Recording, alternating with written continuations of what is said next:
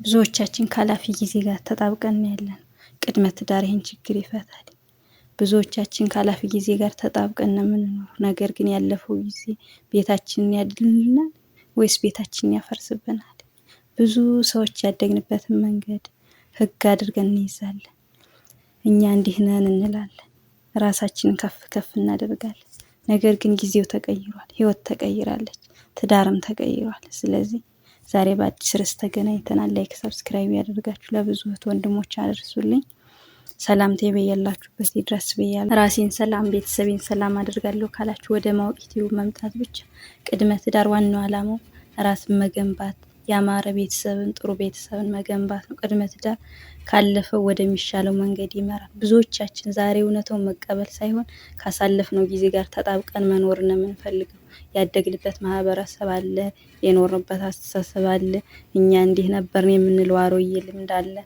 እንደ ሀብት ተይዞ ቆይቷል። ነገር ግን ጊዜ አላፊ ነው፣ ህይወት እያለፈች ነው። እኛ ግን በቦታው ቁመን መቆየት መርጠናል። ይህ ችግር በትዳር ውስጥ በጣም ከባድ እና ግልጽ የሆነ ችግር ይታይበታል። ትዳር የያዛችሁም ትዳር ያልያዛችሁም እህት ወንድሞቻችን ብዙ ሰዎች የሰውን ጥቅም፣ የሰውን ዋጋ፣ የህይወትን ክብር አልገባንም። መጀመሪያ ተው ስንባል አንሰማ፣ ተው ዋጋ ትከፍላላችሁ ስንባል እየሳቅን እንሳለቃለን። ችግር ከመጣ በኋላ እውነቱን በክፉ መንገድ እንቀበላለን። እዚህ ላይ ነው የቅድመ ትዳር ዋናው አስፈላጊነቱ እውነታው የሚገለጥበት። ቅድመ ትዳር ማለት ሰርግ ብቻ አይደለም፣ ልብስ መግዛት ብቻ፣ ቀን መቁረጥ፣ ፎቶ መነሳት ብቻ አይደለም።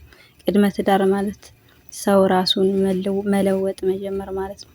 ከአሮጌ አስተሳሰብ ተላቀን ካለፈው ህይወት መራቅ፣ ወደ ተሻለ መንገድ መጓዝ። ብዙ ሰዎች እኛ እንዲህ አድርገናል ይላሉ። ነገር ግን ጥያቄው ይህ ነው፣ ያደግነው መንገድ ዛሬ ያድነናል? ያደግነው አስተሳሰብ ቤት ያቆመልናል ወይስ ቤት ያፈርስብናል? ቅድመ ትዳር ሰውን ያነቃቃል፣ ሰውን ወደ ጥሩ መንገድ ይመራል። እኔ ማን ብሎ ይጠይቃል። ምን እሸከማለሁ፣ ምን እችላለሁ ይላል። ሌላ ሰው ላይ የምንጫነውን ቁስል ምንድነው ብሎ ይገነዘባል ብሎ ራሱን ይጠይቃል። ስለዚህ ራሳችንን ጠይቅ፣ ራሳችንን ገምግም። ችግሩ ግን ይህን ሁሉ ቀላል ነገር አድርገን እንመለከተዋለን። እኛ እንችላለን፣ እኛ እናደርጋለን እንላለን።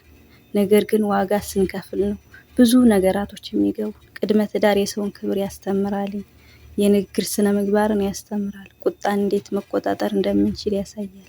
ፍቅር ስሜት ብቻ እንዳልሆነ፣ ፍቅር ኃላፊነት ጭምር እንደሆነ ያስገነዝባል። ስለዚህ ዛሬ የምንፈልገውን ነገር ግልጽ ነው።